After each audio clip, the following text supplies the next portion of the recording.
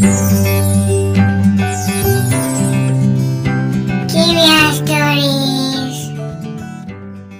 Friends, welcome to our channel.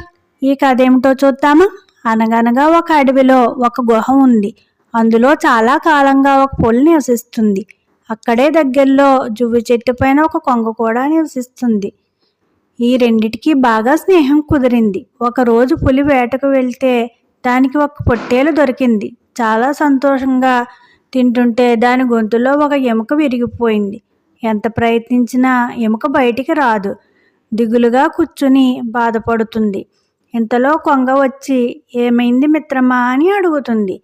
ఎముక గొంతులో గుచ్చుకుపోయింది మిత్రమా, నువ్వు కొంచెం సాయం చేస్తే నేను ఈ బాధ నుండి బయటపడతాను అని బ్రతిమాలుతుంది. కొంగ ముందు జాలి వేసి ముందుకు వస్తుంది. తరువాత భయపడి వెనక్కి తగ్గింది. పులి ఇలా అంటుంది, నేను నిన్ను ఏమీ చేయను మిత్రమా, నన్ను ఎలాగైనా కాపాడు అని దీనంగా అడుగుతుంది.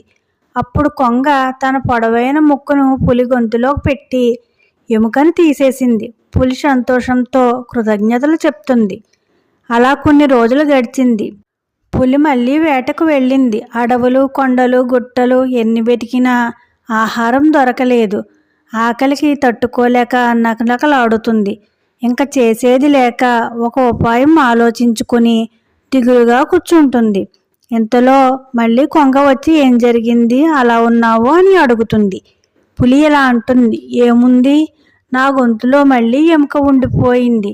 నిన్ను ఎన్నిసార్లని సాయం అడగను అని బాధపడుతున్నట్టు నటిస్తుంది. ఈసారి కొంగ మాత్రం ఇలా అంటుంది, ఇందులో ఏముందిలే, సరే మిత్రమా అని తన పొడవాటి ముక్కును పులి గొంతులో పెట్టి తడిమింది. ఏమీ లేదు అని ముక్కు బయటికి తీసేసే లోపే పులి కొంగ మెడ కొరికేసి చంపి తినేస్తుంది. సో ఫ్రెండ్స్, ఈ కథలో నీతి ఏమిటో చూద్దామా.